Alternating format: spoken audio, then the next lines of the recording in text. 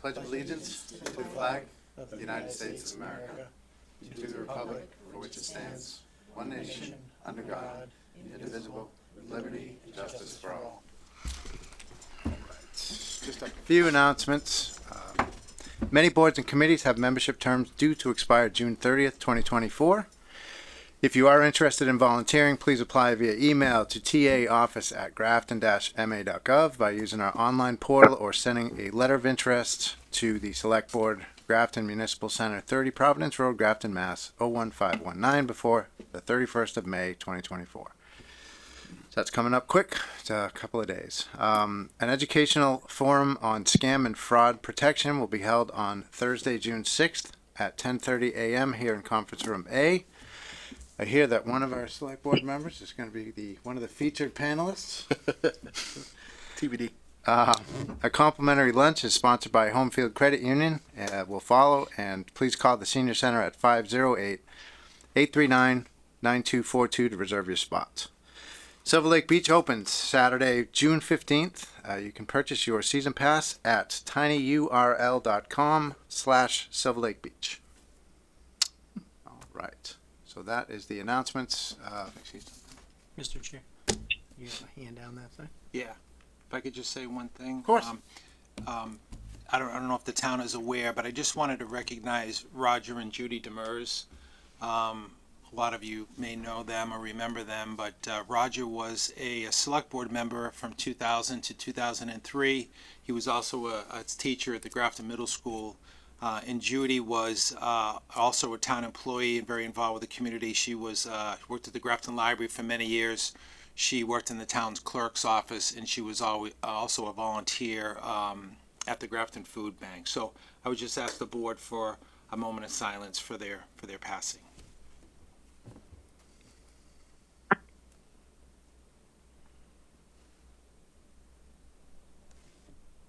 Thank you. Thanks. So first up, Craig, I just want to welcome you to the board. Thank you. Super excited. Look forward to working with you. Yeah, thanks. I'm happy to be here. Absolutely. And I wanted to thank Ray Mead for his service on the board. He was a terrific colleague, and he will be missed, for sure. And with that, we have reorg up first. Mr. Chair, one note. Yes. Building on what you just said, first of all, welcome, Craig. Welcome back. Welcome back to the chair, to the table. It's good to have you.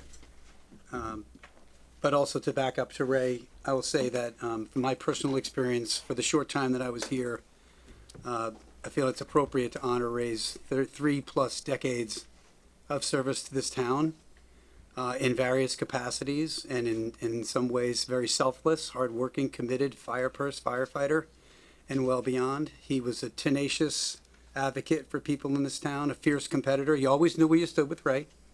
Not surprising, right? Everybody's head is doing that. And, I personally appreciate Ray in a small way taking me under his wing for the last year and helping me assimilate into my new work and contributing to a very full functioning board, at least in the end, at least the last number of months. I think we turned out to be a well functioning group of people making some good decisions. We disagreed a little bit, but worked out pretty well in my opinion. And so in that context, with welcoming you, Craig, and also honoring Ray, thank you, Ray.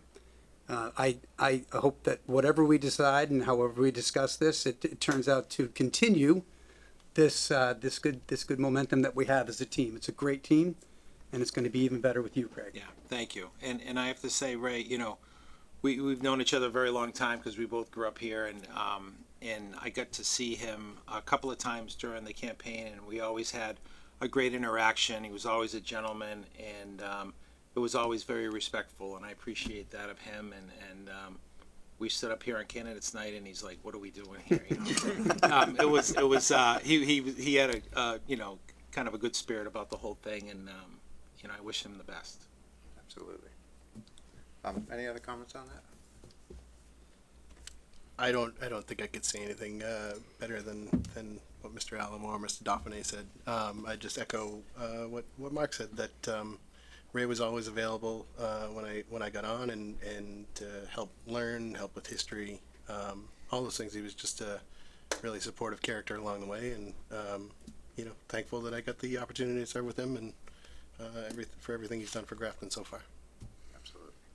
Well, at the risk of being left out, No, please, welcome to please. Greg, and thank you to Ray for his many years of service back when I was on recreation and Bob was on finance. All the time that he spent as town moderator, he's really did a great job. So I also want to just thank him for being a good steward to our town and a good colleague on this board. Absolutely. Okay. Well, thank you, Ray.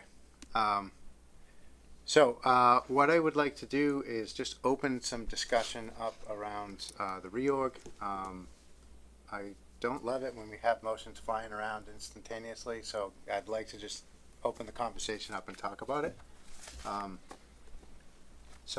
With that, I'll just open the conversation. I think we should just start with the chair position. So, does anybody have any thoughts on that? Andy? I'd like the opportunity to chair if it's agreeable to the rest of the board. Having spent the last year as vice chair, I think I'm in a beneficial spot to take over. I do my best to come prepared every meeting and be as thorough as I can with these things. I think, to echo some of the sentiment that's come up so far, this board has done a lot of really good work. We don't always agree on things, but there is a consensus, and we do get there. We have good discussions along the way. I would never want to limit anything like that. Want to keep going with, I think, the good government that we're doing here. There are a lot of times where we're not required to allow public comment during a discussion, and we still, let that happen, which has been at the discretion of the chair. I think you've done a great job over the last year. I'd like to do my best to continue that work. Any other comments? Mr. Chair, I'll just say that I would also like to be considered for the chair. And while I didn't serve as vice chair, I do bring a plethora of leadership experience from my 35-year plus career and volunteer experiences. And I know it's kind of a, where we were both brought in at the same time, so it's the natural, naturally we're kind of in the same boat, I suppose. But I just wanted to let you all know that I too am interested in being the chair, and I would be welcome for your feedback. Okay, yeah, absolutely. Mark, right? Yeah. Yeah. So just make it easy. Certainly think that we'd be in a much better position with others, with their experience and their time on the board and with their legacy insights than me. So just make it real simple. It's probably not going to be me. In fact, it's not going to be me. Not that I wouldn't want to do it or I wouldn't want to do my part and serve for the town, but I think the best board that we have to offer is with others as chair. So I'd ask the two of you, you sure you want that? Comes with a lot of pressure, comes with a lot of responsibility. It's not going to be the easiest. I'll take care of it, Paul. Is my time up? Time's up. Okay. I can respond to that. Yes, honestly, it's not so much even the pressure of chairing that really gets to me. It's I feel like we have had a good thing, and I want to continue how that moves. And I think it can be difficult finding that line between letting somebody rant and vent versus constructive feedback and being able to rein those conversations back on topic a little bit. But again, every voice is important, and that's what we want to move forward with. But I'm more worried, I think, about balancing those things, and we do have some tough conversations potentially coming up this year. People are going to have strong feelings about some of the things that will likely be discussed, and you're going to have to kind of stay on your toes to navigate those things. But I'm hopeful for the challenge. Okay. I'd like to sell myself. Currently I'm on the second year of being the president of a large condo association up in Stowe, Vermont. We have a 9-member board. We do a lot of our work via Zoom, which is a challenge, and I commend the folks, some of whom are in this room, who ran meetings via Zoom entirely. It's tough. but we also have in-person meetings. So I have dealt with, 88 owners up there, management, hiring management, firing management, doing a large consolidation of timeshare, moving that into whole ownership. So it's been a very long process. Additionally, in terms of, working with people here in town, I was on the chair of the Recreation Commission for many years. I'm not quite sure how many. I was the founder and the chair of the the Fields Coalition that we had back then that created the park over behind the condos on 122. I've been the past president of the League of Women Voters here in town, past president of the Central Mass chapter of the APTA. So I do feel that I can bring those qualities to the chairmanship. I also feel that I've conducted myself in a very objective, and I would continue to do so, manner. And that's not a knock at anyone else per se, but I do feel that I can continue to be that way, and just conduct myself in that way, and certainly be able to. To your point, Mark, it's one of those things. This year, it's not a great year to pump on, right? There's going to be a lot. We all know that. So, what I would hope that no matter who the board votes on is that it's a 5-member board and we all have the exact same vote, and we go to town meeting, we have the same vote as everybody else out in the audience, right? We're not above or beyond anybody else. So the key for me in making this work for whoever is the chair, vice chair, and whoever else is that we look at it as a board, right? We're all in this together. It's not going to be the chair that is going to be discussing raising people's taxes, right? So, yep. Absolutely. And, Craig, did you have any thoughts? well, I'm the new guy, so I wanted to listen to your conversation because you guys have been serving together for at least a year and some more. So I really felt like it was your decision to make. If somebody wanted me to do it, I'd be more than happy to do that. But I'm the new person, so that's a big leap. So I think we have certainly qualified people here that could do the job. I just personally I have a long history with Anne Marie. I know her character. I know her integrity, and Andy I'm just getting to know. So I don't have a long history with him. Mark doesn't want it. Matt's probably looking for a break. So I don't want it either. yeah. So listen, I'm listening to the conversation. I think it's important that somebody within the four steps forward. I will say that I've been chair several times, and I've seen a lot of people do it too. And it's really you're a traffic cop. That's how we always put it, right? You got to be 3 steps ahead, on the agenda. Asking for motions, welcoming the next group in, keeping the board on pace. So maybe 30% that, then 70% content. But also, we had some contentious things through the years. I remember the dispensary at the bottom of Hollywood Gardens. I mean, that was like not a lot of fun. We had a lot of people in here like week after week after week, And but we always let people have a voice. It's a small town, and people coming to comment. We always gave them that opportunity to do that. We always felt, even though you knew what was coming, was a lot of fun, but it was important that they were allowed that opportunity. So, I guess in the spirit of that, I'll, I can make a motion, but I think it would be good if it came from somebody down the road that, there's no more authority. It's just somebody to steer the ship here and represent us at a couple things, sign a few documents that Evan or Will put in front of them, and but it is the face of the board in some ways, so having somebody that has that is respectful is important, I think, because you do represent the board at times. So Absolutely. that's. I'd like to just make a couple comments before we have a motion. I think both of you guys would do a good job.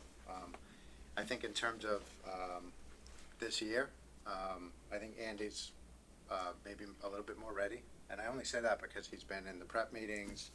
He's chaired a couple of the meetings where I've been away. And clearly he's been really boots on the ground on lots of different things. So he's been really involved in a lot of the business that the board's been involved in over the year. I don't have a super strong preference, but I do think Andy would be the best choice for this particular year.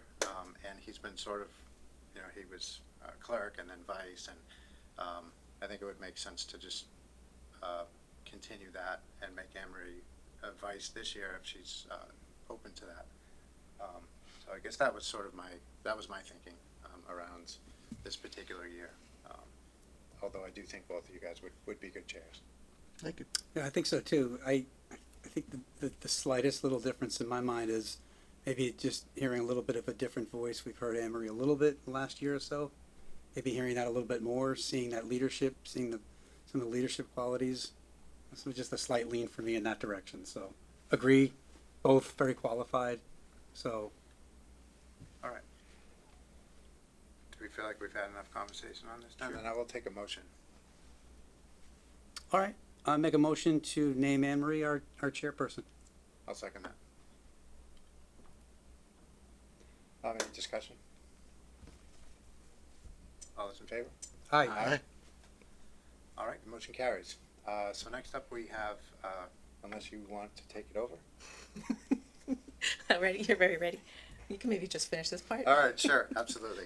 So let's talk about vice. Well, I absolutely think it should be Andy. Second. Everybody see all these heads going? Yep. So, is that a motion? I make a motion to make Andy our vice chair. Second. All right, I have a motion and a second. Any discussion? All those in favor? Aye. The motion carries. All right, who wants clerk? Mark. I'll make a motion to appoint Mark Alamo as board clerk. That's Second. happily second. You too. We have a motion in multiple seconds. Mark, I guess we do need to talk to you about that. Is that Yep. something you're open to? Yes, sure, All right, great. Thank you for stepping up. Appreciate it. of course. All those in favor?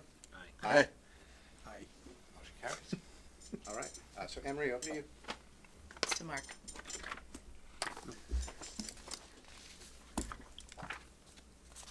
Okay, so next is, well, sorry, are we gonna talk about the committees? Breaking up the committees? Yeah, Do that sure, differently? yeah. So, we have the list here and the representatives. I guess we can just go down, should we just go down the list? I'm assuming Accessibility Advisory Commission, is Bob still interested in that, as far as we know? And people feel comfortable with that? Yeah, he's been doing that for many years, and I think he's done a real smash-up job with it, so I feel very comfortable with that.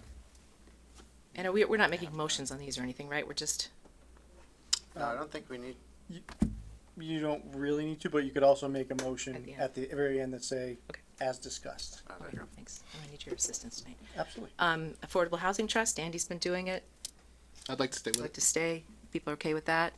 I just wanted to Mhm. ask if you might be open to somebody else doing that. That's not it. I don't want a big fight with it, but No. it is something that I'm It's not interested in, affordable housing. and I want just to won't give you- stay I plugged thought into it what was they're through the doing. board, Okay. the board. And since I'm not going to be any of Yes. the opposite positions, it's just going to free up some time for me. So, but I don't want to. Nope. Is that all right? Yeah, it's fine with me. Okay, then I would like to do that. If the board's amenable to that Affordable Housing Trust. Yeah. Are With you all Andy or just you? Just him. Are you all set down there, Craig? Yes, yeah, that's fine. Okay, and then Ambulance Committee? Still- yeah. Can I make a suggestion? Oh, sure. Why don't we ask Ray if he's still willing to do that? He's been involved with that for a very long time. We can have a selectman's rep. It doesn't have to be a board member unless the board member wants it. And he's he's done a ton of work through the years with this, so Totally agree. we can ask him Madam Chair. unless somebody wants it. Yep, Andy? I actually talked to Ray about that today to see if he would be interested, and he said, yeah, he could, Perfect. whether it was our rep or the TA designee, he's happy to continue with that. Okay, so he could be our rep, right? Yep. Yep. Okay, okay, great idea, both of you. CIPC, Mark, you've been on that. I can stay on that. How do other people feel about that? Thumbs up. Okay, it doesn't meet very often, right? CMRPC, I'm happy to stay on that. and is that a two-person? Yep, It has been, yeah. Yeah, typically only one person needs to go. They meet quarterly, so it's pretty pretty light duty, but it would be good to have a second person just in case I can't make it. I'm happy to do that. I don't mind doing that. Unless you want it, Andy, you can have it if you want. I mean, there's plenty of Well, other stuff. If we look down the list, I don't know, is there like EDC or? Yeah, I can do EDC. I mean, whatever you're open to. All right, I so don't why want don't we too have many of Andy these do things. CMRPC? That's So fine. Andy and Matt, that's where we landed. Yes, please. Yeah. And then EDC, Craig, you're interested Yep, in that? can do that. Mark, is that something you wanted to do? I only bring that up because you. Well, it brought was, up but last year. if Craig wants it, that's fine. We would only have one, right? I mean, Yeah. we could still talk. Yeah, Right? Are we allowed to talk about economic development together, or? I think so. If you want it, you can take it. I don't need a lot of subcommittee work, to be quite Nor do I. honest, but- Nor do I. So you Yeah. can take that. Yeah, that's fine. Okay, all right. So I see master plan working group, but I'm not there's not a select board rep on that. I'm just a, right? Okay. I'm just a person. Okay, So I think we could just take that off. sure. Okay, we already, so MBTA representative, Ray, I can do that one, okay. unless nobody wants it. Nope, thanks, Craig. Open Space and Rec Committee, I'm currently the rep, or the person, I've been on there since before I was on the select board. So I would be, and we've done, a lot of work, and that's not why I'd be stepping out. I just wondered if anyone else might be interested in hopping on that one. I'm happy to stay as well, but I've been on it for a long time. I'll tell you, if you want to take MBTA, I'll take open space. I'm gonna want 3, Okay, so or MBTA representative, can you tell me a little bit about that? You don't really do a lot. Yeah, that's why I It's a took good trade. We've done a lot of them. We're in pretty good shape, but, okay, I'll be the MBTA representative, and Craig, you wanna hop on the Open Space and Rec? Okay, We're meeting less now, we're just kind of every other month, we think, and it'll maybe, Yeah, we're not less than sure. MBTA though, I tell you. Okay, all right, okay, thank you. Open space is a pretty light workload at this point. Yeah, okay, then on to TIF. Ray was on that. Probably also doesn't come up very often, maybe like a once a year-ish, thereabouts. Okay. Yeah. I'll take it. I feel like you're carrying too Mark? much here. Yes, yes, Okay, great. yes, Madam Chair. And then TRICOM, is that the chair and someone else, or not necessarily? Happy to stay on it. I'm Matt. also happy to stay on it. I don't think historically it's been a chair. Mhm. It doesn't have to be the chair, so. Okay, so if Matt and Mark want to stay on that, that's great. And then the next one, trustees of soldiers and sailors, that is the chair? correct. Okay, so that's me, and then I took the MBTA. And then waste reduction and recycling. Okay, I'll keep that one. okay, So, before we move on, Madam Chair. yes, please jump in. There was one, thing which came up, which was, Chief Matthew, reached out to me and was, because Ray had been his contact person from the board for anything, fire department related, sort of nights and weekends, so I just wanted to, we do need to fill that, and of course it makes sense for it to be a board member, so, Okay, we should just talk about it, who's gonna be that, and, certainly could be the chair, if you wanna do that. I'm happy someone else can have it as well. I don't need to. it's up What to is you the all. responsibility? So, Andy when would Chief be- Matthew no. needs to communicate with the board, it's his contact person on the board. So like there's a fire in town. Yeah. Making sure board members are aware that something big occurred or, something employee related. Okay, I can take Yeah, that. Hey, they've gotta everyone, go this is what's visit happening. Lyman It Gordon or would be, something like that. in my opinion, it would be smart to just tie that to the chair. Yeah, Sure. I can do that. That no makes it problem. easier for Yeah. Chief Matthew and then. Sure. Makes sense. Okay. Just want to make sure everyone's heard it. Yep. Okay, great. So now we are going on to number 2, the joint meeting with the planning board. Do you have to? wanna Do a motion? on Oh, that? sorry. Just, Yep. Move to set those, Yep, sorry. assignments as discussed. So Yeah. moved. Perfect. Second. All in favor? Aye. Aye. Into discussion, but off we go. Yeah. Sorry, Okay. we discussed it. Yeah. it's been Moving on to joint meeting with the planning board. Do you all have to do a roll call or something, or? Well, I need to call our part of the meeting to Yes. order Yep. because we have Zoom participants. We need to do a roll call. All right. In the room, we have Mr. Robbins. Present? I am here, Mr. Wood. On Zoom, Mr. Venkatraman. Present. And our chair, Mr. Hassinger. I'm here. And then also on Zoom, our current associate member, Ms. Bresnahan. I'm here. And the planner, Fiona Coughlin. Here. All right, so we're considering a vote to appoint Andrea Bresnahan to the planning board. I'm gonna open it up, or Andrea, do you want to speak? Let me know how we want to proceed.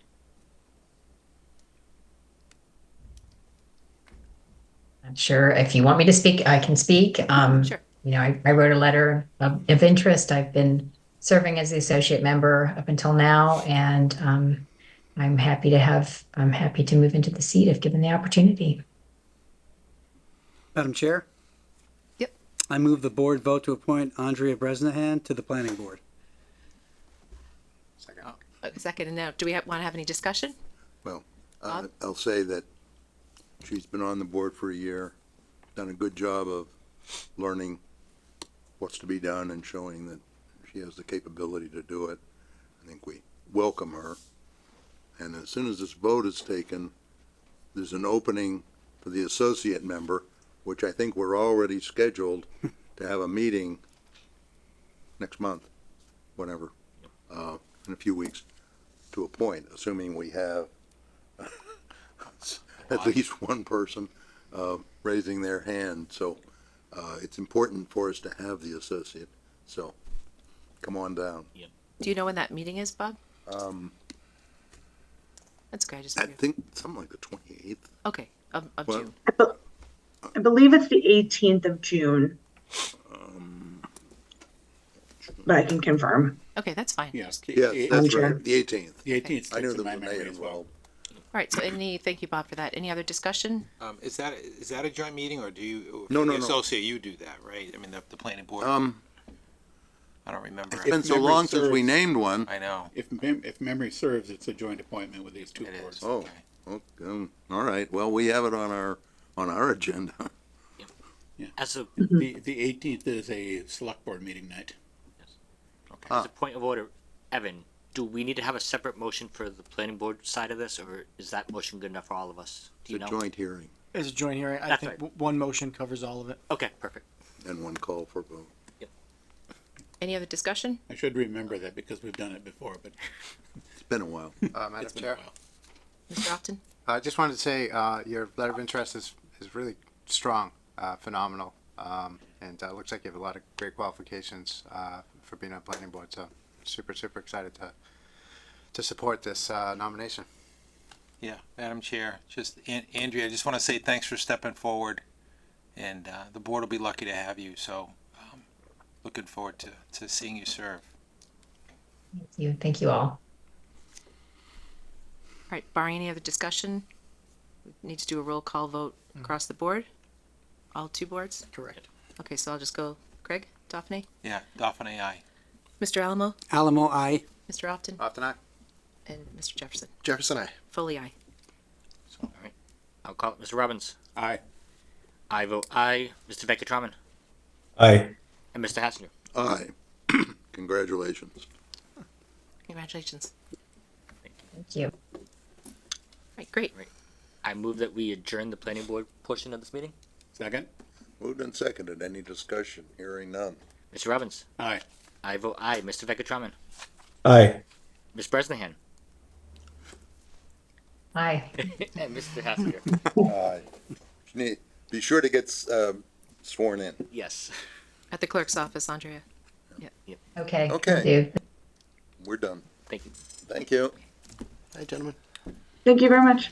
Thank you. All right, moving on, appointments, town administrator, fire chief, none? None. Okay, so we'll go on to, item 4, new business, one-day all alcohol license for Tufts University. Do we have someone here to speak to that? I think Jessica. Hi. Scott, yep. Hi, Yep, welcome. Jessica Scott on behalf of Tufts University. We have 2 upcoming events, one this weekend and one on June 27th. This weekend is a small event for some alumni and they're going to be serving champagne. And then on the 27th, it's a graduation for our interns and residents. We have our tip certified bartenders at both, and we have submitted detail requests. Any discussion from the board or any questions? Just one, was this the beer and wine license that was missing the certificate of insurance? No. No, that's That's a LWV. Oh, okay. Yep, All that's, right. that's the next one. Okay. Any other questions from the board? Nope. Mr. Alamo, I'll take a Madam motion. Chair, I move the board vote to approve a one-day all alcohol license for Tufts University at 200 Westboro Road on Saturday, June 1 and Thursday, June 27th of 2024. Second. All those in favor? Aye. Aye. Anyone opposed? Okay, motion passed. Moving on to the Thank one-day. you. Oh, you're welcome. Sorry. Thank you. One-day beer and wine license for the League of Women Voters. The president reached out to me that if I could answer any questions that you might have. I did see in the packet that they're working on the insurance, but they do have the tip certified server. So this is the annual meeting that's taking place up at the barn. And it's relatively small affair, probably be about 20 or 25 people. And if there's any other questions, I know Ellen's working on trying to get the certificate. Yeah, so you could, if you were inclined to approve it, you could make a motion contingent upon our office receiving valid insurance certificate. Okay, Madam Chair, Mr. Alamo? I move that the board vote to approve a one-day beer and wine license for the League of Women Voters at the Community Barn, 37 Wheeler Road on Wednesday, June 5th, 2024, pending approval of a liquor license. No, pending our receiving the insurance certificate. Pending receiving an insurance certificate. Thank you. Second. All those in favor? Aye. Anyone opposed? Motion passed. Moving on to the license to sell at a farmer's market by Broken Creek Vineyard. Anyone here for that? No. Any questions from the board on this one? Well, standard. All right, then I. Okay, Madam Motion. Chair. I move the board vote to approve a license for Broken Creek Vineyard to sell at the Grafton Farmers Market in 2024. Second. All those in favor? Aye. Aye. Anyone opposed? Motion carries. Sorry, I'm gonna move along here. All right, so the next, I guess, is, well, Paul left, going to you for the, I guess it's me now. okay, the order of taking a Follette Street. Maybe Evan can update us on that. Surprising Maple how many Street. times he gets a call right when our meeting starts. So this is fairly straightforward. This is the town of Grafton taking the property that was conveyed via easement during our last town meeting. This is just to realign the bridge so that MassDOT and the town of Sutton can make their bridge work. So it's about 480 square feet. It's not a big parcel. If you visit the site, it's also, I mean, you're not going to really use it for anything. So we haven't had any real opposition to this. No one's come forward or complained or anything. It seems like it's a common sense thing to do here. This isn't a public hearing for this, for the land taking? No, so we did that. We did the public hearing, then we did the meeting, and now it's just basically signing the whereases, as I like to call it. Right, yeah. Yep, I remember this. Any other questions? Mr. Alamo? Madam Chair, I move the board vote to approve and sign the order of taking as presented in compliance with the provisions of Chapter 40 and 79 of Mass General Laws for the Follette Street, Depot Street Bridge Project. Second. In favor? Aye. Anyone opposed? Motion carries. So next is the town meeting recap. So we can just kind of open it up to anyone on the board, and then maybe Evan, if you have anything that anyone wants to say about the town meeting. It's a little harder for me to hear some things when I'm on the wing of the stage. That could be, I'm not joking, but all the hard, heavy rock concerts. But it's also in a weird spot. So when I hear some folks talk, other than Dawn, I don't hear him as well. I don't know if there's, I mean, that's a really small criticism, if it's a criticism at all. But Yeah, it's so kinda, one of the things we're running into, so the school department now hires sound engineer, which is fantastic. The quality of sound is way better than say 3 years ago, but there's still some weak points. One of the weak points is when residents come to the microphone, they're not used to talking into a microphone. They're not bullet mics or shotgun mics. That you have to eat. They call it. You got to put the microphone right to your mouth and speak clearly. And a lot of people don't do that. They also want to talk to the audience, so they turn to now they're at the side of the microphone. So we have had some conversations about using different mics. And then the other issue we ran into at the last one was that the PA that faces us, or all that our whole row, was really right in front of me, and it needed to be shifted down. I think that would help. But it was even with it in front of me, it was hard for me to hear. So Just add one point if I could. I was sitting up in the bleachers, in the cheap seats, but it was sitting in the audience looking up. The screen was hard to see. The paper that was kind of yellowy, and the words weren't very dark. So maybe dimming the lights on the stage or something. But it was people I know around me were having a hard time. yeah, so we originally we were going to project onto the fly in the back. That's what we had traditionally done because it gives more room on the stage. But there was something wrong with the projector in that room, because as soon as we started doing our walkthrough or a run through, we couldn't see it, and we knew what it said. And so we changed it on the fly to make it different color schemes to try to make it better, but it was super yellow. So the next day I did reach out to Neil Trahan at the school department, and he's supposed to be getting someone out to service that projector. I think that'll help, because it really wasn't that blurry the year before. I mean, it's not great because you're so far away, but there wasn't much of a contrast between the words and the paper behind it, and like I said, dimming the lights might have helped a little bit, to illuminate a little bit more. But I got that working on it. That feedback this year too, not previously.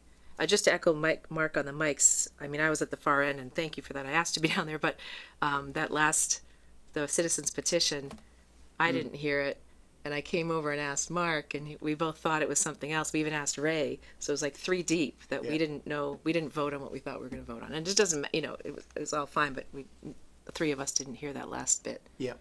But we have had that discussion of how to try to do that better with people that aren't used to microphones, and even that might be corrected by just having a conversation with Don, that when people aren't face on to the microphone, stop their comment, have them realign. She tried to do that a few times. She but did. it's just so I know. hard, And I'm they're not just not bashing Don. used to it. She does a great job, but that's what a lion's share of the audio problems is, people not speaking directly into the microphone. Evan, just so you know, though, like you walk in, you check in, you get your stuff, you sit down, you do your business. It went well. It did go very well. If these are the big criticisms, no, nice problem to have. And I want to It seems hear like them, it's 'cause- becoming a more well-oiled machine for sure. Yeah, we're getting the hang of it. It's not like this is new to Grafton, but Grafton's new to me, obviously. So, but yeah, these are good things to talk about, and this is why I always like to have this on the agenda, because I'm sitting there and I'm doing my thing, and I don't pick up on everything that happens. I don't know that you can't hear down that end of the table. So these are all good things, because then when we go into the fall or into the next spring, these are the things that we'll tweak. Just go down. Yeah, Matt. Just a couple of things. First is, the screen was pretty terrible. You couldn't see really anything from where we were either. If there's some way to allow the select board to see what's up on screen easier than doing that. I had to do that too. Yeah, I noticed it's that. It's not great. It's a minor criticism, but if there's any way that we can do that, that would be great. As far as the motion that some of the board members didn't hear, I think in that circumstance it was just an unusual situation. But perhaps somebody could have just read the motion to say, this is the motion that's on the floor, it's been seconded, to just re-articulate it so that it's really clear what people are voting on, because I could barely hear it, and it was across the stage, but it was only because I was close enough proximity wise. It wasn't because of went over the PA that system. motion. Yep. Okay. Just that last motion. All the other ones I think were pretty good for me. But that one really, it was only because I was close enough in proximity to hear it, not over the mic, that I understood and I could sort of read the words. So, I think that is, just generally I thought it was, oh, I remember what I wanted to say. I don't know if there's, Brooke Paget got up and talked about the budget process and consent motions and all of that. From my standpoint, I don't see that there's any less transparency, but I do see that maybe we have a responsibility to communicate a little bit more clearly that particularly the budget motions, if people are interested in digging into the line items, that they really should be going to the FinCom hearings to see department by department the explanation for those. That's always been the case, but it made it a little bit easier, I think, at town meeting to call something out. So I think I wouldn't suggest we change the process at all because I think it's really efficient. And I don't actually think it's less transparent, but I do think maybe there's a communication bit there or an education bit there that we could improve on. So I wanted to address that directly because I think it was a valid comment. So Yeah, we had, and I'm not trying to answer every single comment, but I have an answer for everything that you're going to say. No, we did discuss that afterwards, and there's two parts to that particular comment. One was, the unclassifieds, and that was brought up the year before, and we had talked about how to clarify that. Even though GFOA wants us to call it unclassified, we can put an asterisk and explain it, and we just forgot to do it. To be honest with you, that's on us. We heard it last year and internalized it and then didn't execute. So that's something we're looking to correct for the next cycle. And then there are a couple other ways we've been looking at other towns' warrants to give more data on the budget without having to process all 3,000 lines of the thing, right? And so, people have mentioned how many people are in the department, right? And so that's all in the budget book. But again, not everybody. We have to strike a balance between you should have gone to all the FinCom hearings, which if you were really that interested, that's where all the data is. But also you didn't do that and you want to know just some more. And so there's got to be a middle ground to that. So we had talked about, adding some more data layers in there that aren't maybe, again, every single, you don't need to see office supplies and there's 14 lines in there. Nobody cares. They just want to see office supplies. It's $1,000. That's it. So we need to, but we can probably do a better job, especially on the salary areas. That's where people generally hone in. And so we can either break those salary lines out a little bit better, or put some kind of, there's got to be a better way for us to denote how many people that is and how that gets broken apart. So we did discuss that briefly. And so I want to find a happy medium between, again, that super detailed list that we're seeing as we work through FinCom, but also provide a little more depth at town meeting. So I think we'll be able to figure that out, and we'll see how it's received, when we go through the next cycle. and maybe some a big push to move people into looking at ClearGov. That's something that I don't know that there's enough awareness of. If you really want the detail, that's the place to go, and the information's terrific. Yeah. Yep. We need to do a better job of pushing people into that, because it is, especially now that we have open checkbook. So if you want to see anybody from 2015 to now, every single dollar went. I want to know where, Craig's Concrete. Type in Craig Concrete, and it shows up every dollar that we gave to Craig's Concrete. That doesn't exist, just to be clear. It's just an example. Wait a minute, what? Yeah. What is now? Yeah, right. Matt's Marmalade. Any other alliteration Get you want? concrete, I get marmalade. Yeah, Jelly, that's it? I don't know, It's alliteration. All right, Andy, anything? So yeah, I I wonder if it's as simple as Evan said in moving the PA a little bit, because I felt like at our end of the table it was easier to hear people than it was last year. You know, in terms of the people who were speaking at the mic and some of the stuff on stage. But yeah, I that was something I felt was a bigger concern this year.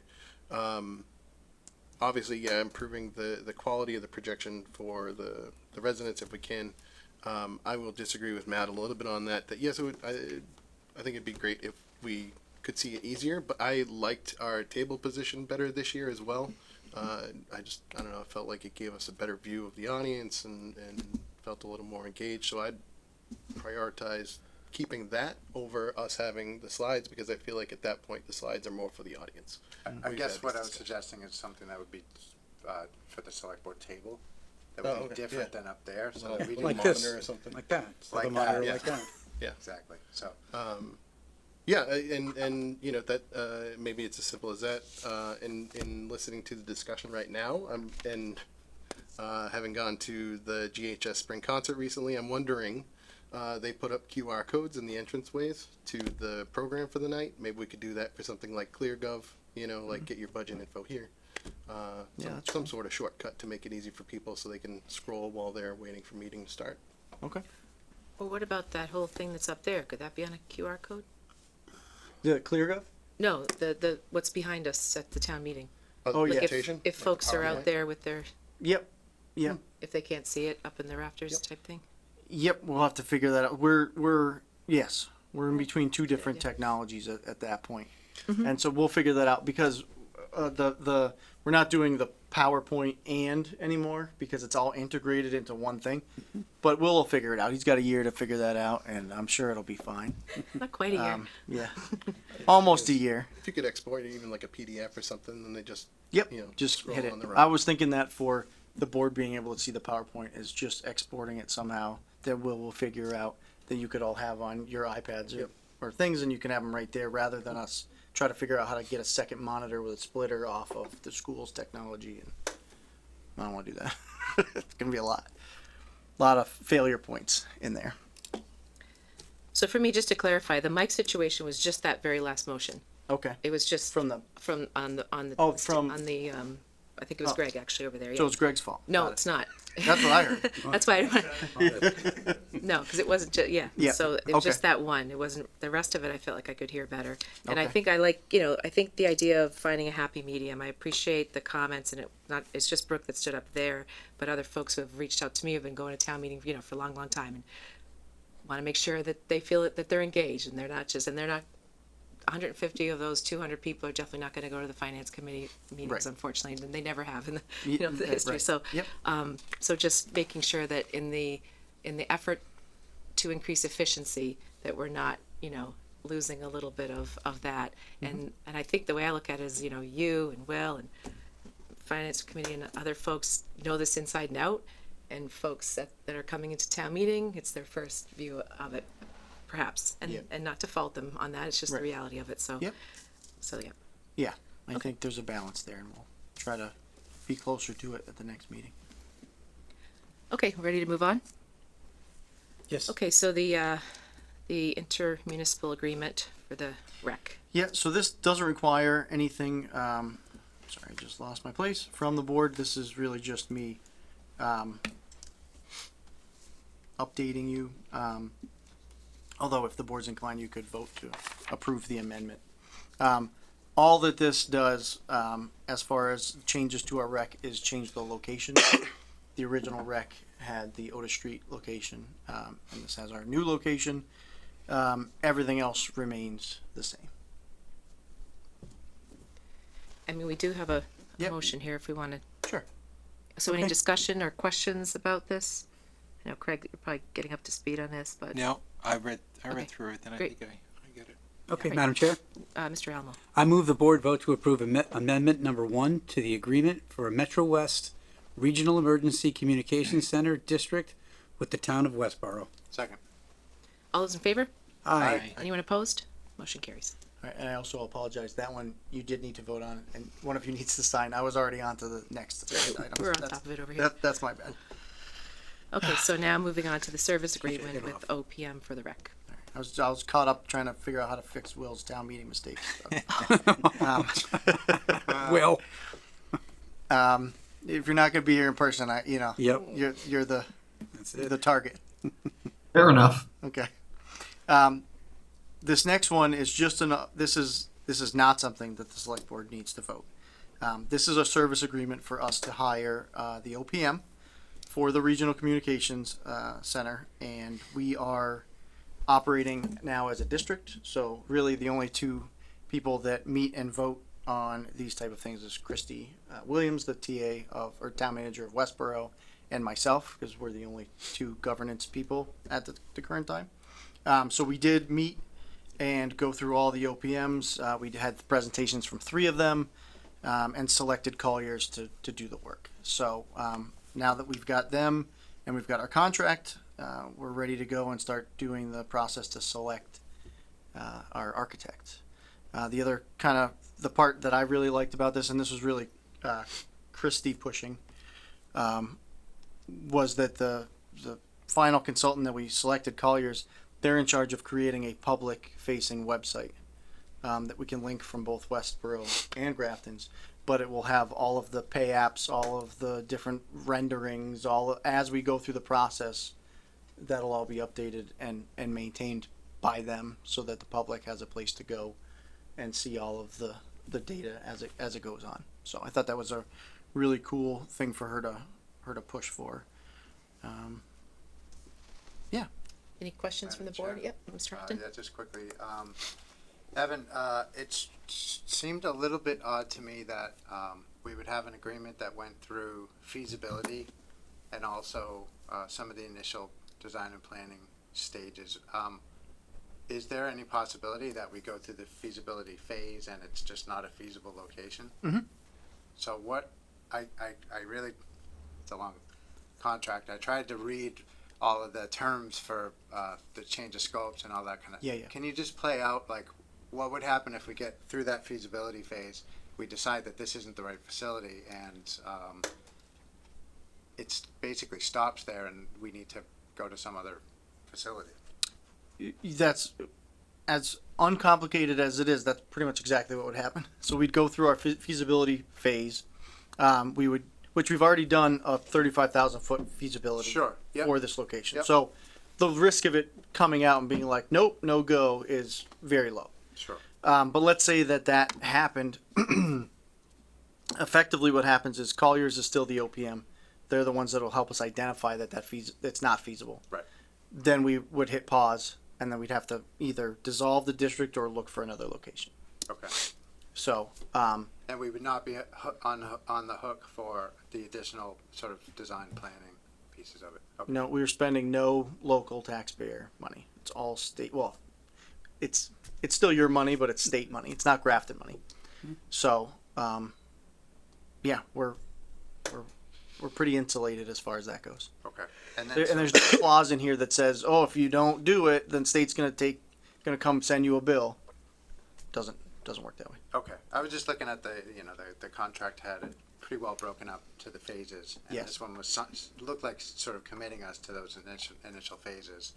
Yeah, because you're gonna go through most of those. I mean, there's the district agreement, which is separate from this, has really your out clause for Grafton, let's say.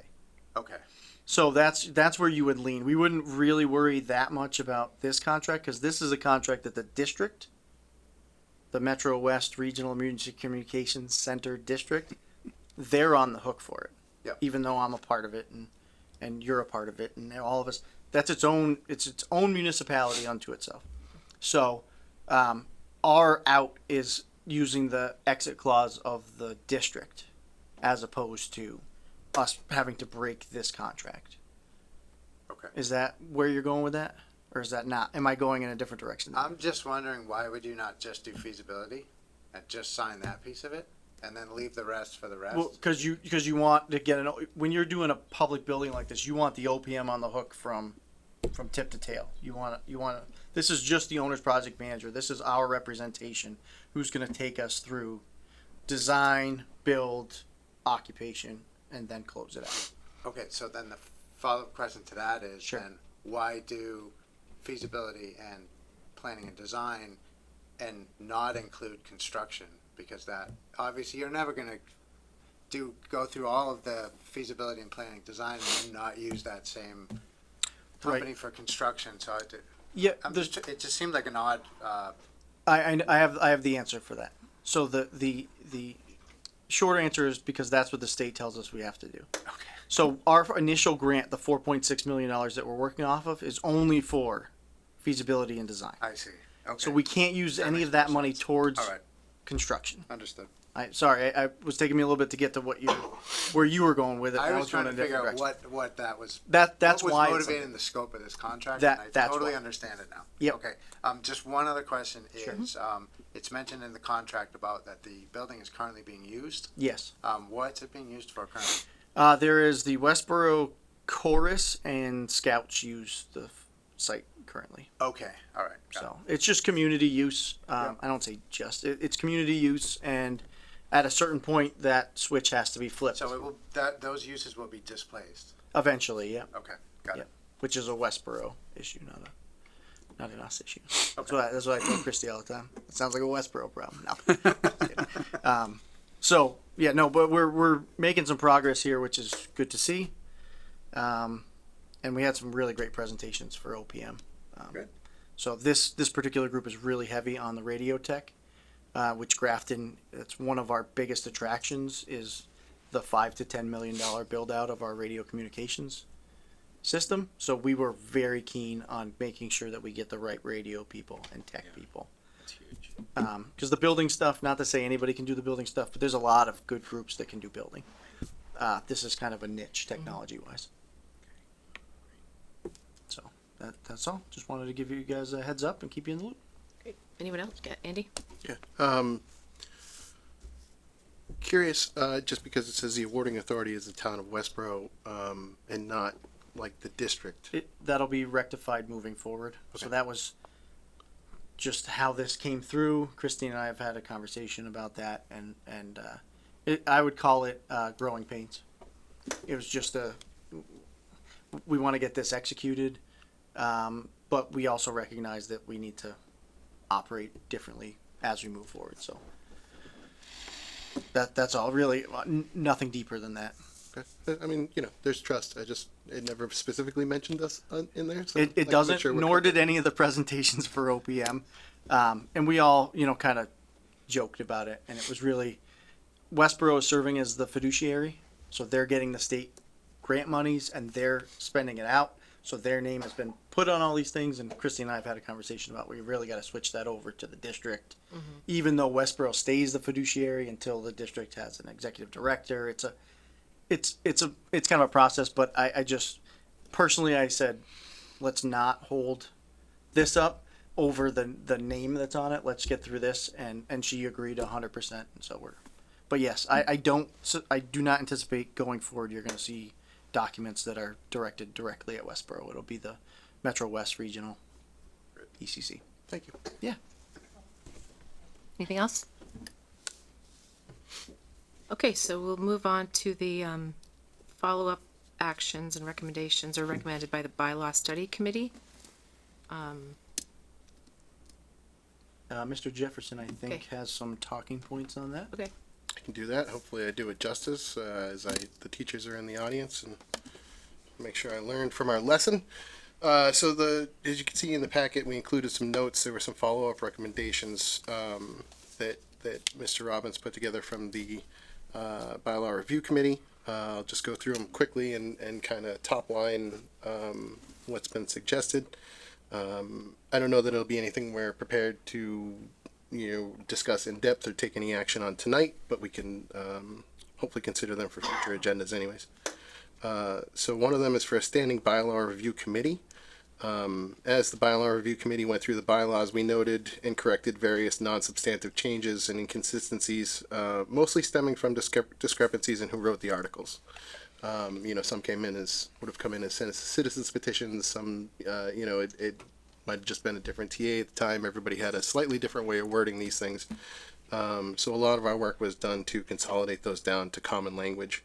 And during that time, the idea was floated that A standing committee may be of value to the town for a couple purposes, in an effort to keep the language consistent prior to the adoption of the bylaw, so that we're not going back to revisit it afterwards. And it could also possibly be a way for residents to seek assistance in preparing citizens petitions, so they're written in a viable and actionable way. The second is an update to the current town charter document, PDF itself. We've heard feedback that people find confusing because the last charter commission recommendations are listed at the front, which has led some people to interpret the suggestions as updated articles rather than suggestions. So the recommendation there would be that the report be treated separately and removed from the charter PDF on the website.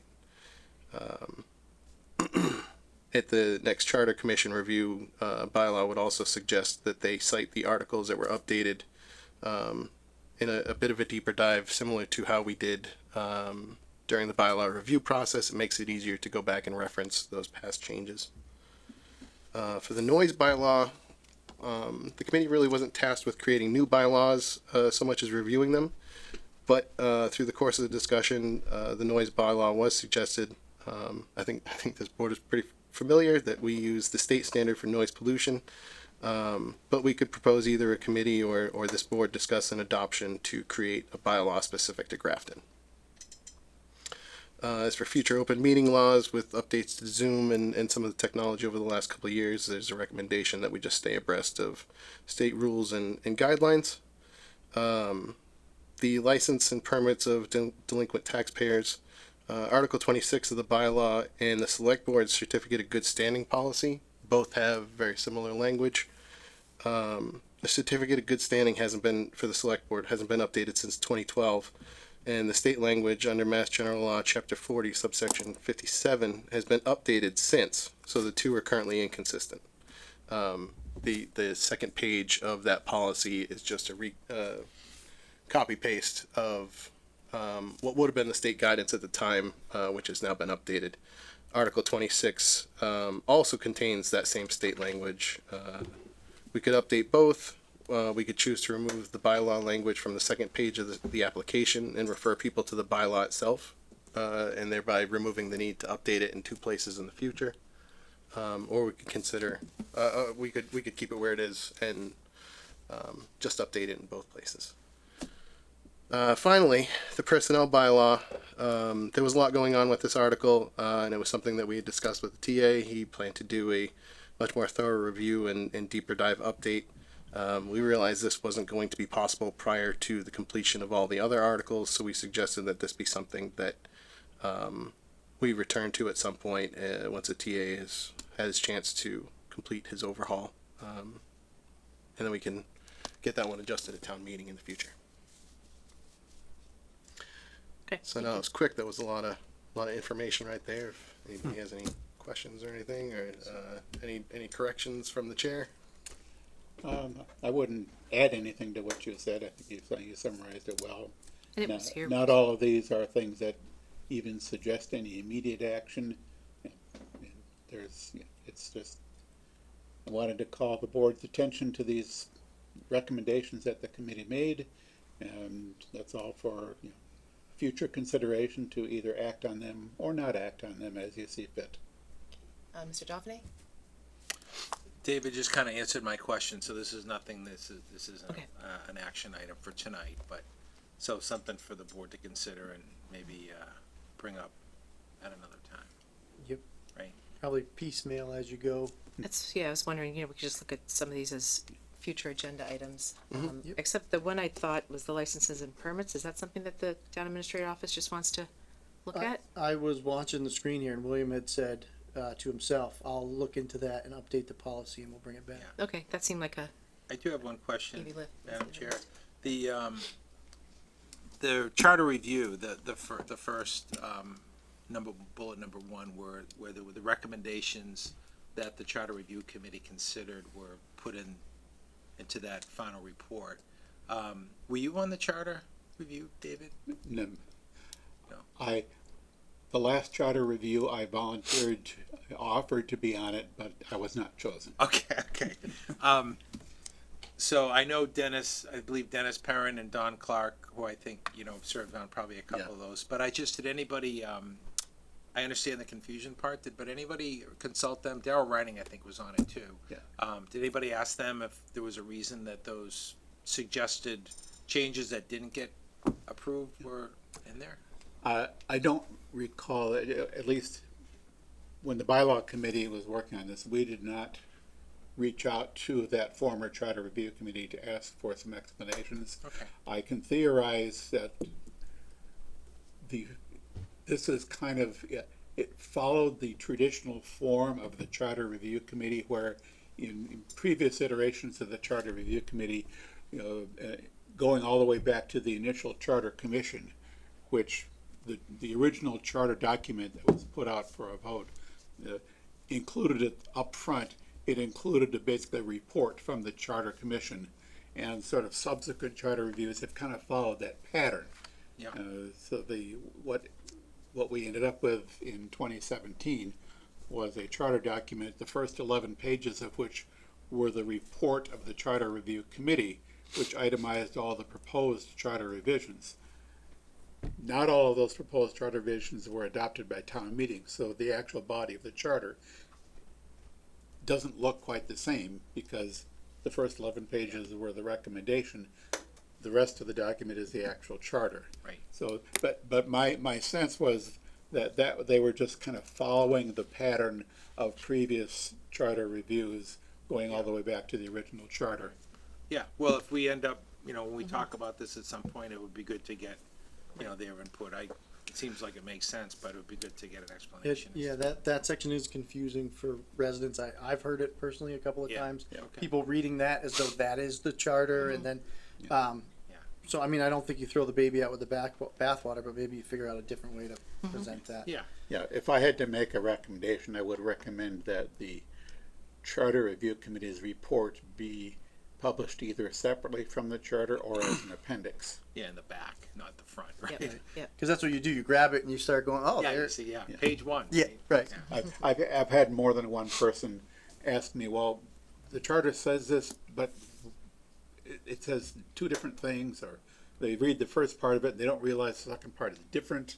Yeah, it's confusing. So we do that every 10 years? Yeah. Charter, so it's coming up in a couple of years. We did it in 16 or 17? 16, yeah, so Yep. it would be coming up in 2 Yeah. years. Okay. Okay, anything else? I mean, it sounds like a good Chair? agenda. I have it, Mr. Allen. Oh, yep, Greg, Mr. Marr.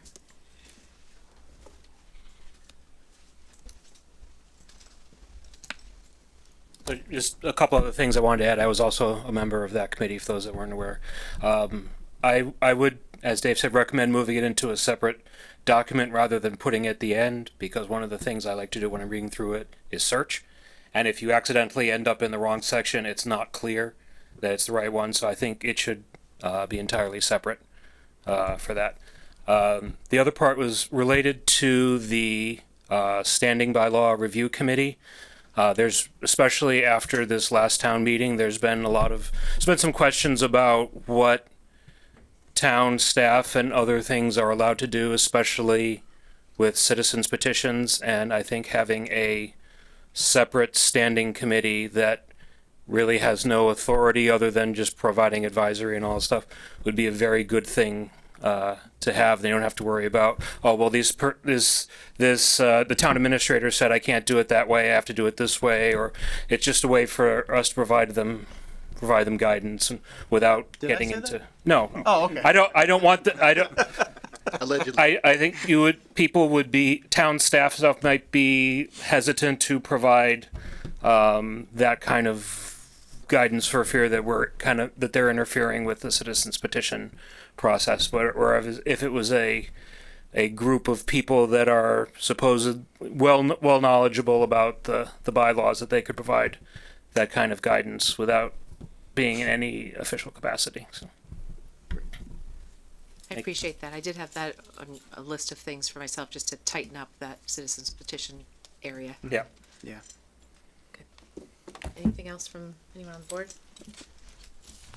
Okay, so it looks like we probably, I've just made some notes here about potential future agenda items. Will and Evan can look at that one that just looks like it might be low-hanging fruit with the licenses and permits. No rush, but at some point in the future. Yeah, We'll Will's kinda go looking from at there. it now. He did say the bylaw study committee doesn't know what it's talking about because it was updated in 2023, but I told him he should probably just double check.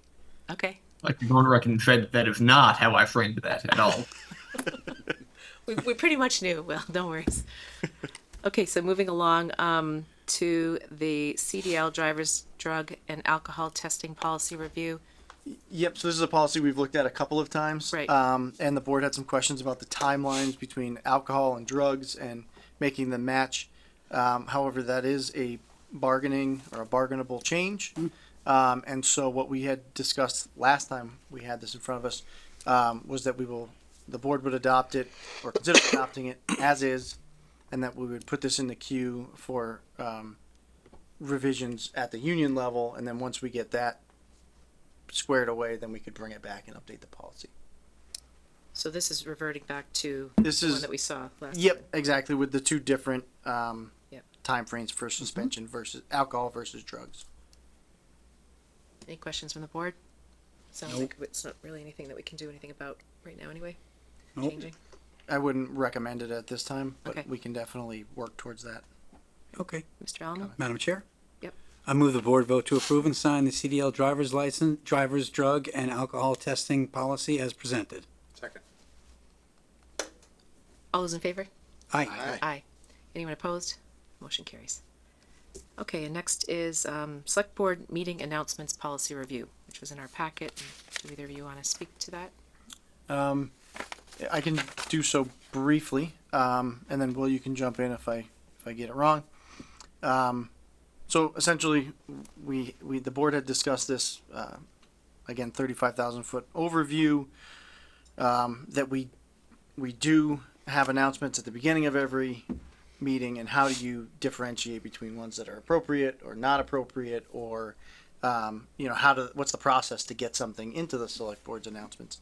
So much like we did with the flag policy, or the board did with its flag policy, most of the case law around any of these things with that could be potentially infringing on someone's free speech, it's all about your policy and having something there that says, no, this is how it goes. And so that's essentially what, and I believe Amber authored most of this, is basically to take the idea of the flag policy and turn it into our announcement policy, which is announcements get reviewed through the TA's office, and our office can make changes to the language. Obviously, the person would be aware of what those changes are. It's approved by the chair prior to it being read out loud at the meeting, and that they have to be submitted no later than noon on the day of the select board meeting, just because we have to make sure that we can look at it and put it all together.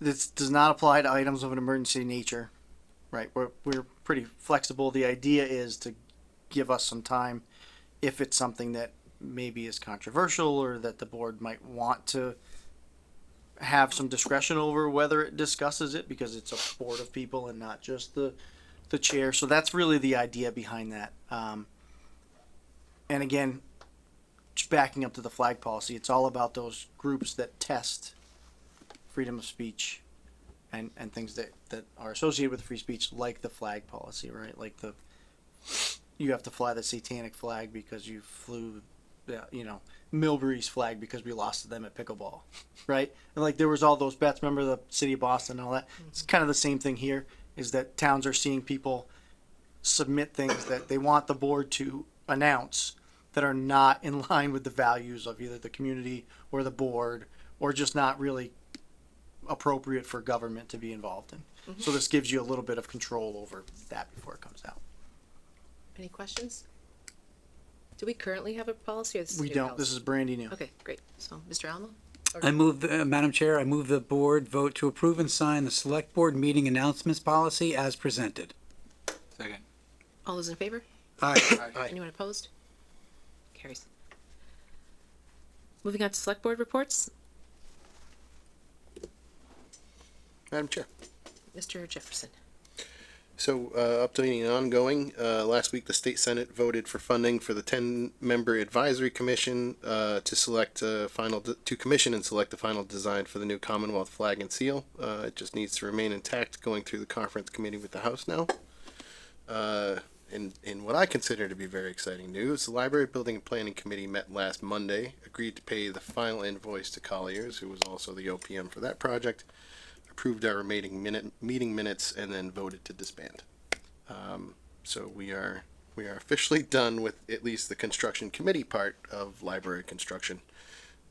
Any other punch list items will be handled by the town offices.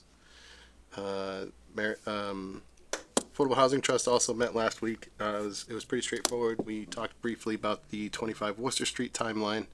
There likely won't be a lot of updates on that as they go through the soft work and financing. 1727 Upton Street began the planning board process. 5 Millennium is wrapping up the planning board process and could potentially be the first MBTA zoning project permitted by the state. And then at the end of the meeting, Bruce Spinney announced that he would not be seeking reappointment. So I'd just like to take a minute to thank him for his time on the trust. There was some really fruitful work that was done during his tenure that wouldn't have been possible without the commitment he had and the legwork that he put into it. Bruce was instrumental in helping a lot of people understand how affordable housing works, myself included. It's not always a popular topic or position, but it's a necessary one. And Bruce was always very open and engaging with people. I think there are some big shoes to fill by the next chair. But I just wanted to thank Bruce and wish him well. Thank you. Anyone else? Matt? Madam Chair, yep, just quickly, so I met with the trustees of Soldiers and Sailors Memorials. There was some planning around Memorial Day, which I think went off quite well.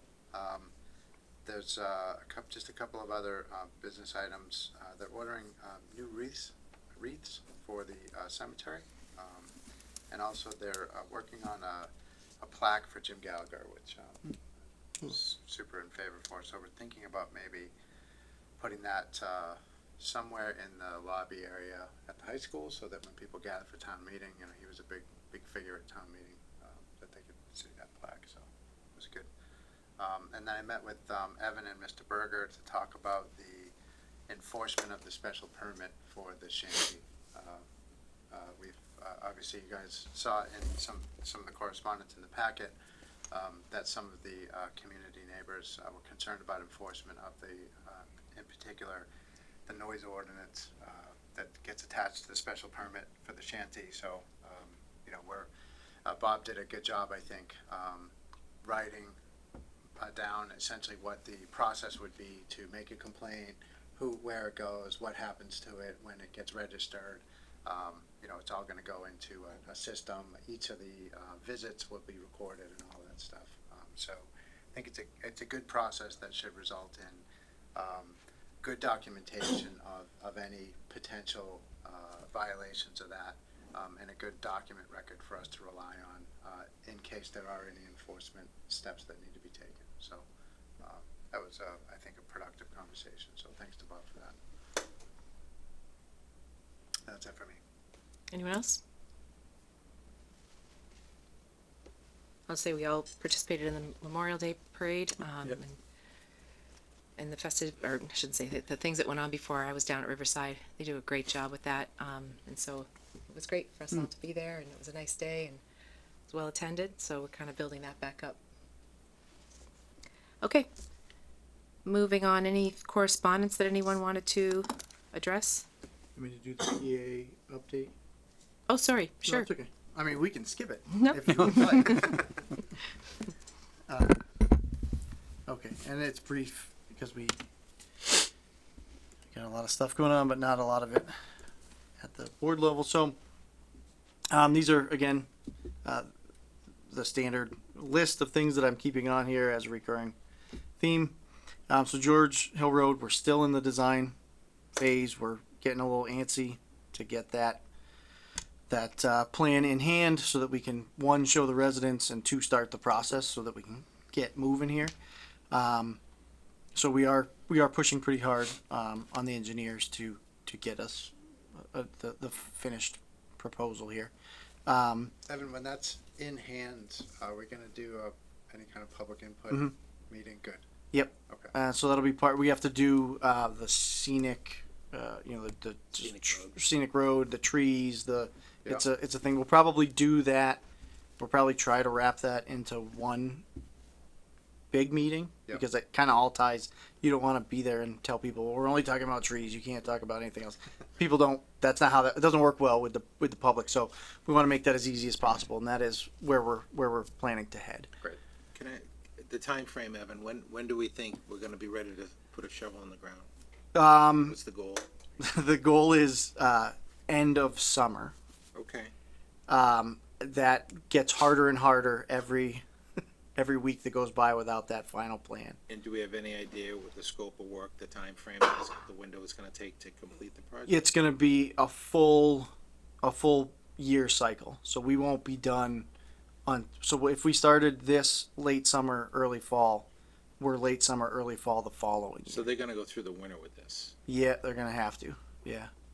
All right, Yep. they better have a good erosion plan because that is one wet hill. Yep. With a lot of Oh clay. yeah. Yep. And that's one of the reasons we're a lot of my conversations with Paul, we're pushing them, but we want to make sure we get the stormwater right because there's a lot of water. I mean, every time it rains, I'm on George Hill Road. I travel it frequently. I like to see, what Dave Robbins and Bob Hassinger are doing up there. Make sure they're not running amok. No, but we are Various activity with yeah, those right. two. The other I mean the other component, we are still doing work on the road and we're trying to get again and I know I've said it like 7 times tonight, but the balance between we don't want to spend a ton of money because we're going to redo the whole road, but we also there's necessary repairs. So we've been up there shoring up that country drainage. Any place that we've got any kind of sinkhole happening, we've been shoring that up. We just put in a new culvert, kind of at the end of Pell Farm, where if you walked out of the end of Pell Farm right there, I can't remember the house number that's right there. But we just redid a culvert there to kind of be an interim solution for stormwater while we move. Cause that, when we had the last big rain, it was like a foot underwater when I went through.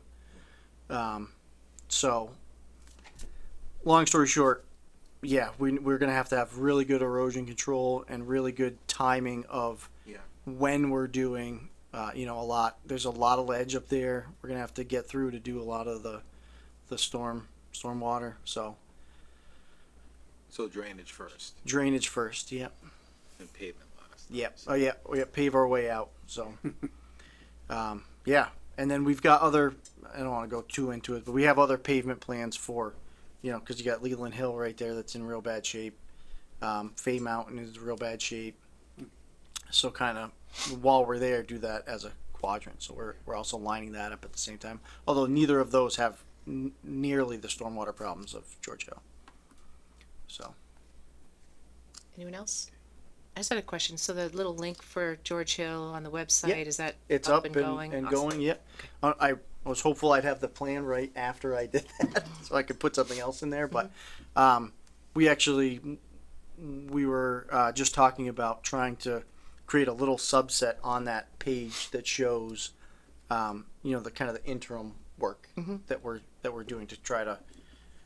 It's still bad, and it's going to be bad until we do the whole thing. But we're trying to keep some interim steps so that it's passable.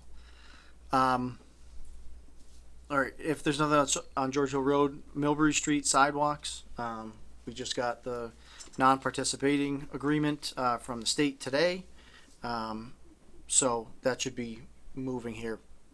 We were hoping for mobilization in about a month, but Can I ask a question on that? Just because is that from Blanchard down to the school or what? yes, correct. Okay, Correct. That's the piece. Yes. ARPA sidewalks, we're waiting on final design of that. That's the North Street extension to about 95 North. So that'll carry in. exciting news on that. We did receive a state earmark that we were able to put towards that ARPA funding.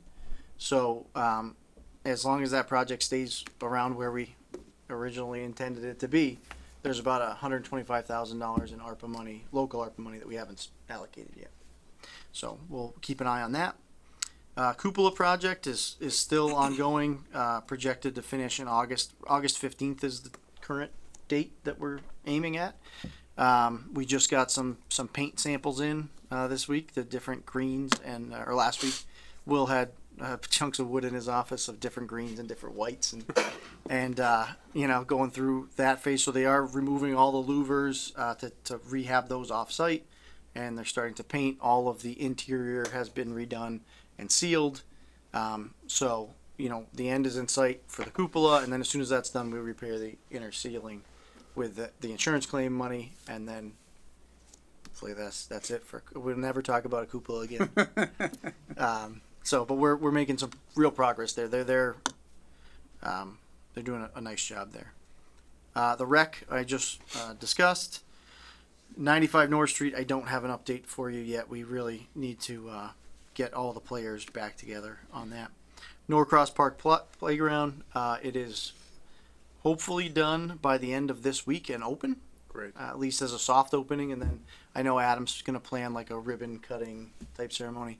It is fantastic. It really is a nice looking play structure, so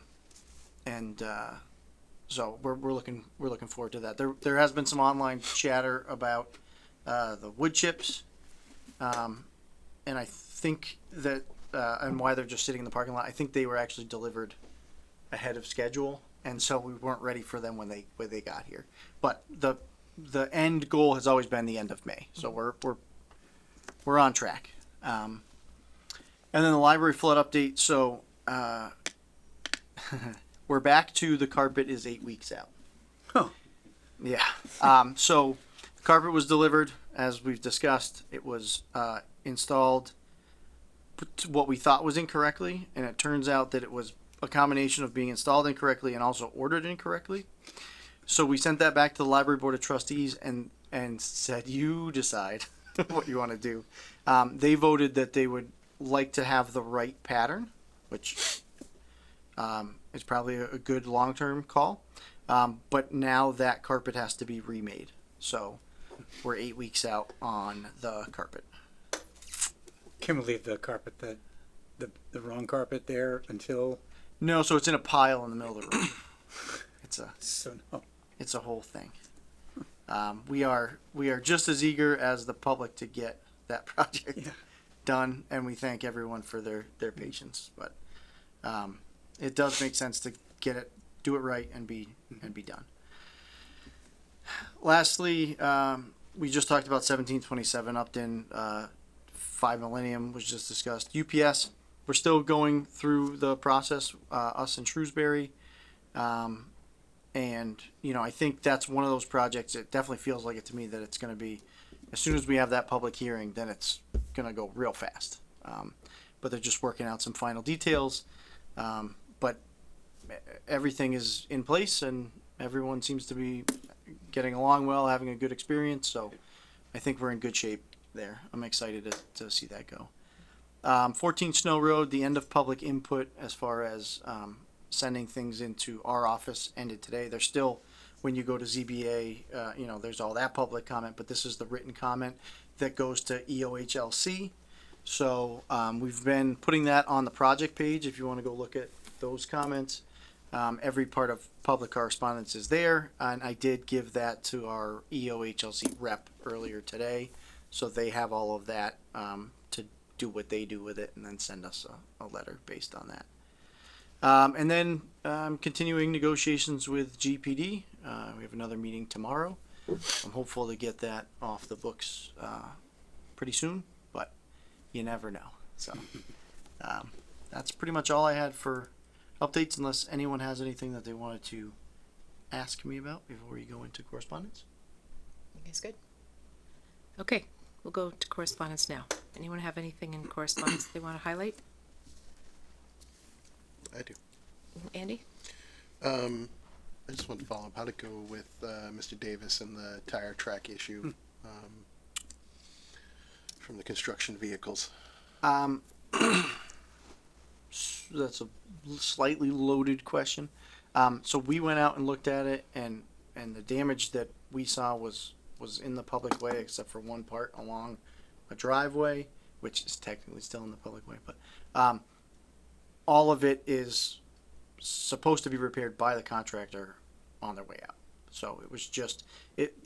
I actually don't even think the contractor did the majority of it. I think National Grid did the majority of it. They drove up over the curb and put a tire mark in the dirt because it's wet, and we just rake it out and throw some seed on it. So it'll be repaired. I honestly have not gone back out since I think the day that came in, so it might already be done. I can take a ride through and look at it. But We haven't received anything else since, so I just wanted to make sure he was, feeling pretty good about. It's just amazing that comes here. So it's how it You know what I came, mean? Yeah, it's how It's it just came in as correspondence. Yeah. So Instead of going through the Yep. building department or through, yeah. Yep. Yeah. So- Interesting. so we're working on it. Yeah. We'll get it squared away. If this is speaking out of turn, I can assure you that the owner and the developer are going to make sure that they have been on it. They've been right on it. Yeah, I did not get the vibe that this was we're gonna walk away and leave this. Yeah. It's everyone has their own things that interest them. I'm not saying it's not important, but they did seem pretty minor, and the developer and homeowner seemed very keen to. Yep, as soon as we're done driving over it, no more National Grid trucks. We'll fix it and be gone. So, I don't have huge concern over that one. Anything else? I just had a question on Fiona's, that grant application. Did that already, it's like kind of eminent, and was there something that the town was going to be putting towards that? It kind of indicated. Yep. Was it a matching? It was like 25,000 was the grant, and then. Yeah, but there's in kind too as part of that.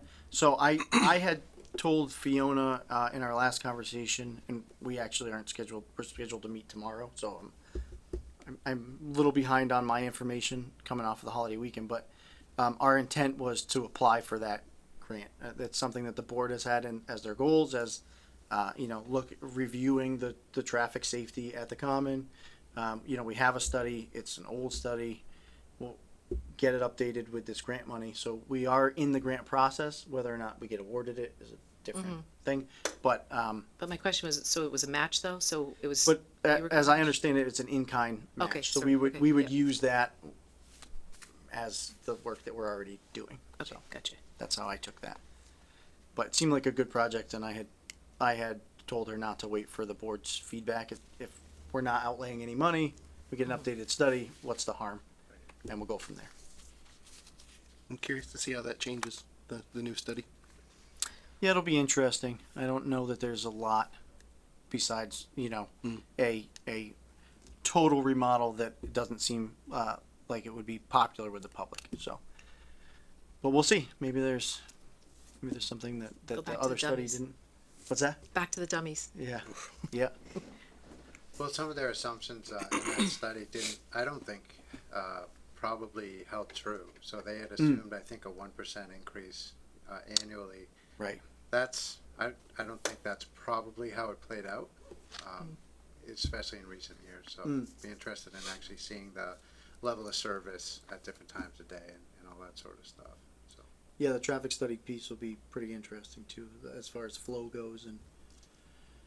it was And nice to traffic see. counts. I wasn't aware that there was a town-wide traffic analysis that was done. Because we always see it when you see the traffic studies that were done for developments. They always look at the development itself and maybe a couple of intersections adjacent, but it never looks at the overall traffic counts in town. So that was interesting to see.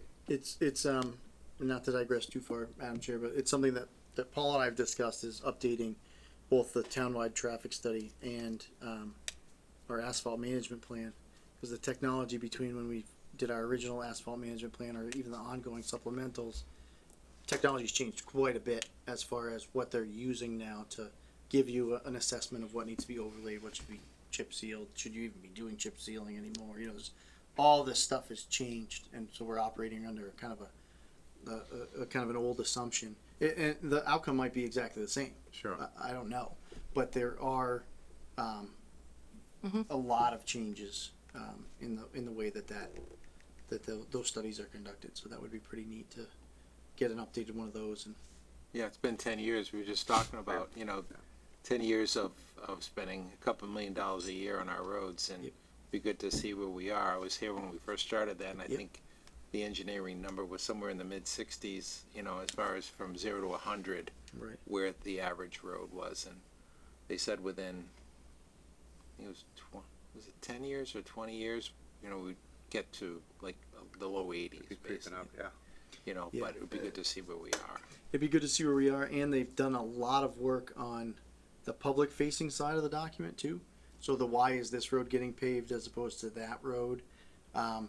If you really should be refreshing that every 10 years, anyways. I mean, there's always variables that need to be considered, but whenever we go to the like DPW show, every year there's some new technology of. They drive a car with lasers on the front. It's pretty neat. I mean, they do some really cool stuff. Yeah. So I'd like to see us maybe prioritize that in the next year or so that we can make sure we're spending our money, appropriately and as efficiently as possible, but also see what progress we've been able to make. And also, so one of the things, how it came up with the discussion Craig and I was having was, do we continue to increase the budget for the roads 2.5% every year, which we've sort of started to do recently. Right. If we're on a good track, and we've made a lot of progress, maybe we don't need to do that. Right. Right. So, Yep. but absent information like that, which is Yeah, empirical you need the data. information, Yeah. I feel safer adding a little bit each year Yeah. to make sure that we're keeping up and we're not losing ground as far as our conditions. Yeah, I mean, just the big problem is the cost of bituminous and oil, right? I mean, Right.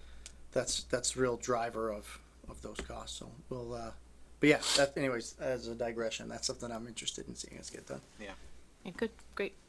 Okay, moving along, resignations. We have Eric Swenson is resigning from the Community Preservation Committee. Yep. Madam Chair, Mr. Alamo, I move the board vote to acknowledge and accept the resignation of Eric Swenson from the Community Preservation Committee. Second. all those in favor? Aye. Anyone opposed? Carries. And any public comments? Dave? Just give us your name and your address, even though Evan already told you. Tell us where you live. David Robbins, 92 George Hill Road. Thank you. Although the word road is really not applicable at this point. George Hill's something that used to be a road. Anyway, I just wanted to follow up on Evan's remark about UPS. I'd like to call the board's attention, and anybody who happens to be watching this, that the permitting procedure is beginning with a joint meeting of the Shrewsbury and Grafton planning boards on June 10th, Monday, June 10th. This will be held at Shrewsbury. It's the first and only joint meeting. After that, the two boards are going to continue their separate ways because a portion of the project is in Shrewsbury. But it's my understanding that arrangements are being made, maybe have been made, to broadcast the meeting from Shrewsbury on Grafton Community Television, both on the cable channel and on streaming. So the residents of Grafton are encouraged to, if you're interested in that project, tune in, and of course we will be following up on that with our local planning board hearings. The plans for that are now available on the planning board's development project website, so you can actually look at the 151 page set of plans if you wanted to see the sort of things that they're proposing to do. But I just thought that'd be worth noting that project is about to formally begin the planning process, and to let you know when and where you could read about it or hear about it. Mr. Robbins, real quick. Thank you. What is the date again? June 10th. Madam Chair? Mr. Daphne. Just, so I think we all should be very interested in this project. It's been a long time coming, since Yes. we rezoned the property and UPS bought it. Do you anticipate any pushback from the Shrewsbury Planning Board on, because I know from my memory that the access kind of goes through Shrewsbury, but all, the facility is in Grafton. Yeah. The bulk of the building, part of the building is in the town of Shrewsbury. A larger part of the building is in the town of Grafton. The truck traffic generated by the facility is going to be connecting through to Centec. My mind's a blank. Centec Drive. Yes, Centec Boulevard. Centec Boulevard, and the truck traffic will probably largely be flowing through Route 20. The employee traffic is entirely connected to Centennial Drive in Grafton. So Grafton roads will be getting employee traffic, but other than truck traffic that may end up coming out of the facility and coming south into Grafton, no doubt there will be some of that. I haven't looked at the traffic study.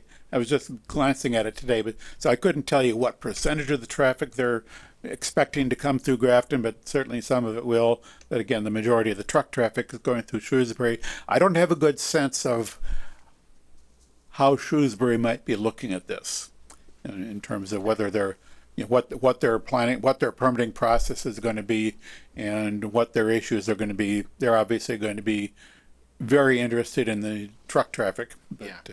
Well, I would say, and I ask you this because I remember back when the property was purchased and we thought they were going to get going right away, and they ended up shelving it for, you know, several years.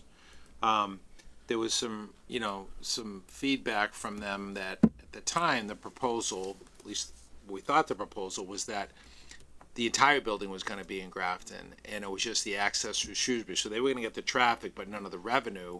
And there was talk about, you know, some of their select board members and some other folks really pushing back on that.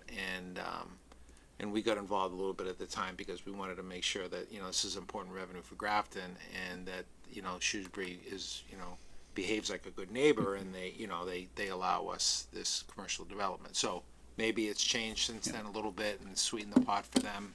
Yeah, my understanding is, although I'm not privy to any real detail, but Yeah. the planning departments of both towns have been working quite closely together on this. Okay, good. Well, I'll be interested to see how that So goes. yes, I will be interested to see once it officially launches into the permitting process what it all looks like. Yeah. But it's a large building, 850,000 square feet. Yeah. That's great. It's going to be interesting. Thank you. That's a great update. Anyone else here? And William, is there anyone on Zoom, or I don't know if it's you or Evan they're monitoring? No public comment on Zoom. Okay, and there are no meeting minutes, so I'll accept a motion to adjourn. So moved. Second. All in favor? Aye. Any opposed? Okay, adjourn. Thank you.